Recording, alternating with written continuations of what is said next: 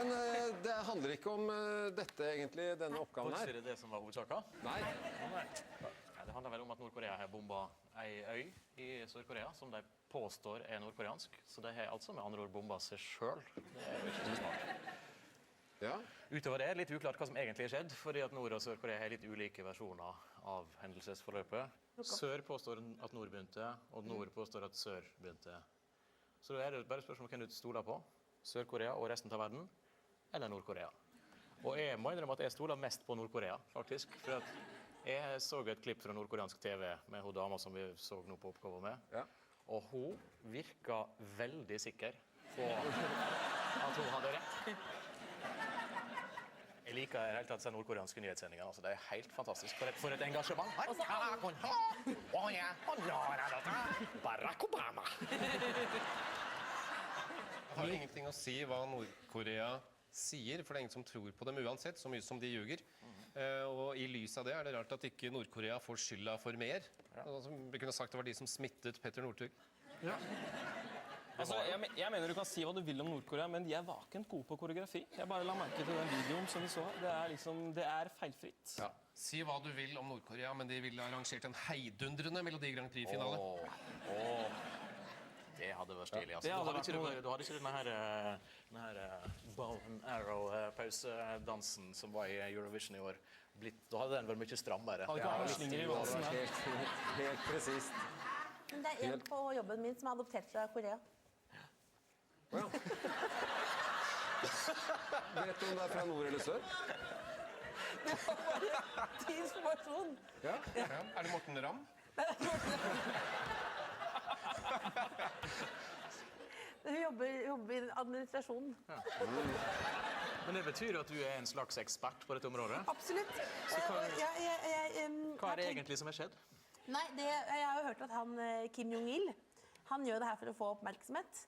Og da burde jo en egentlig bare meldt seg på Skal vi danse. Kan Kim Jong-il komme til dansegulvet for sin rømba? Du skjønte hva jeg mente?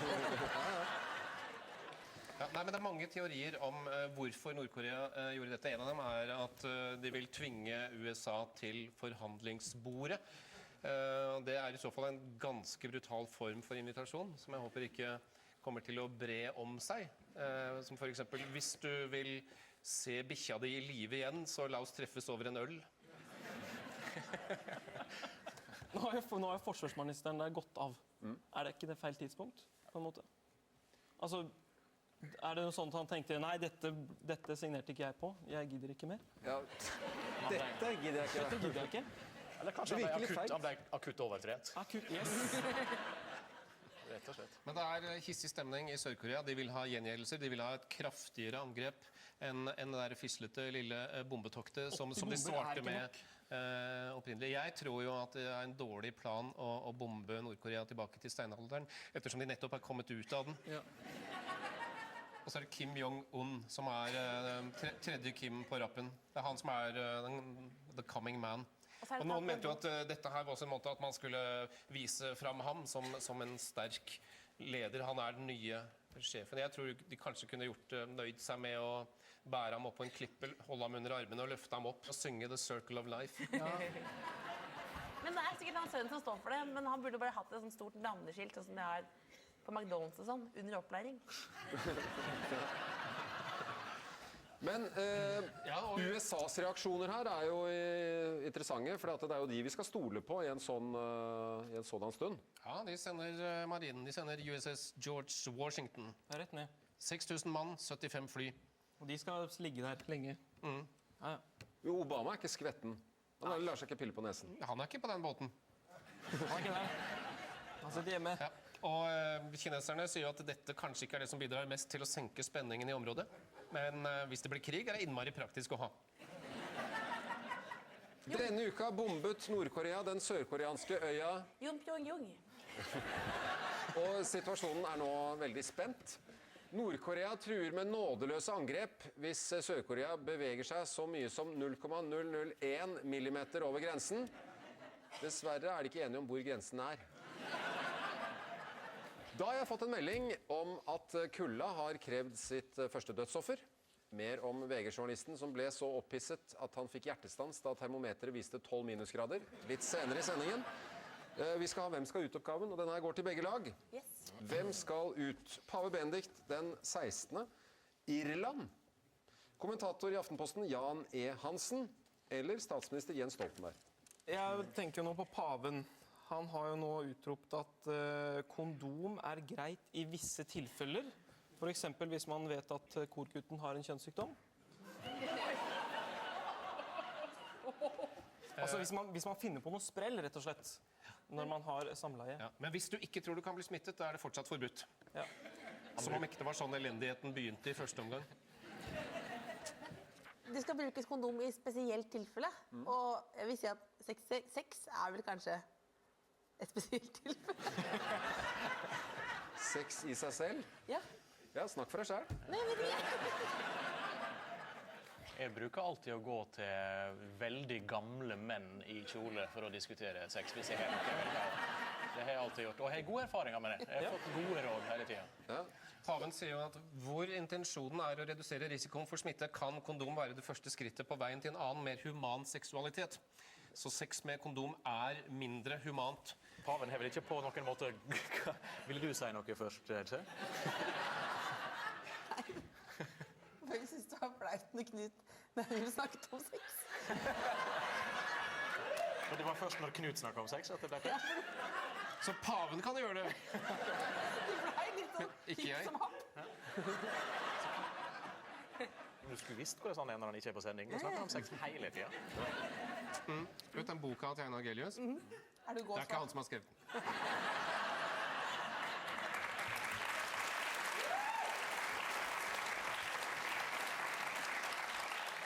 Det ante meg. Men paven har jo Og den boka skal forresten hete Utan brallor i Betlehem. på svensk, naturlig nok. Han er jo ikke akkurat godtatt kondombruk, paven. Det er å ta kraftig. Han har sagt at han brukte til og med et eksempel på det etter de få tilfeller der det kanskje kan være akseptabelt. Og det er hvis en mannlig prostituert er hiv-smittet, så kan det være greit å bruke kondom. Ja. Før var jeg jo helt imot prevensjon, så det er jo et steg i rett retning. Og allerede sånn i år 3000 så vil den katolske kirke ha gått inn for prevensjon. Og i år 4000 så vil den katolske kirke ha fått sin egen Einar Gelius, tror jeg, med dette tempoet. Jeg har googlet Didrik Solli Tangen og kondom på Google. Vet du hvor mange treff jeg fikk da? Nei. 19 100 treff. Forklar. Ja, betyr det at jeg er varsom? Vet ikke hva det betyr, men kan det ha... Kan det ha noe å gjøre med sangen My Heart Is Yours? Som du... Det ligger nok noe der. Litt rart at det tok såpass lang tid før vi kom trekkende med My Heart Is Yours. Jeg søtter og venter hele tiden. Jeg søtter sånn, jo, er du klar over at det er han My Heart Is Yours som sitter der borte? Jeg søtter og tenker hele Men var det tiden. ikke en fonetiker som sa at det høres sånn ut fordi at du bruker en stemt D? Jo. Er det en forklaring du står inne for? Ja. Men den korrekte er nå... Heart is yours. Så da sier jeg tiss i stedet for. Du sier tiss i stedet for. Det er ikke lett. Altså, det blir, penis blir det ut av det uansett. Ja, det- Så uansett hvordan du vrir og vrenger på det, så blir det et eller annet... Må du si vri og vrenge? Kan du ikke bruke en annen sang? Jeg beklager. Irland. Ja. Irske Oi, feil. banker har gått på snørra, og Irland låner 85 milliarder euro fra EU og fra pengefondet. Så Irland er nå det nye Hellas med færre templer og flere puber.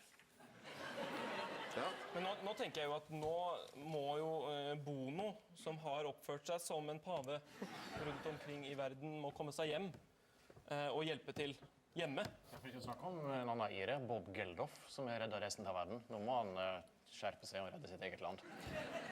Hvis det er noen som klarer å redde et land, så er det de to. EU kan bare pøse ut. Hver gang det er et land som går dårlig, så får de 100 milliarder fra EU. Virkelig litt useriøst. EU skal møte opp i Luksusfellen neste år.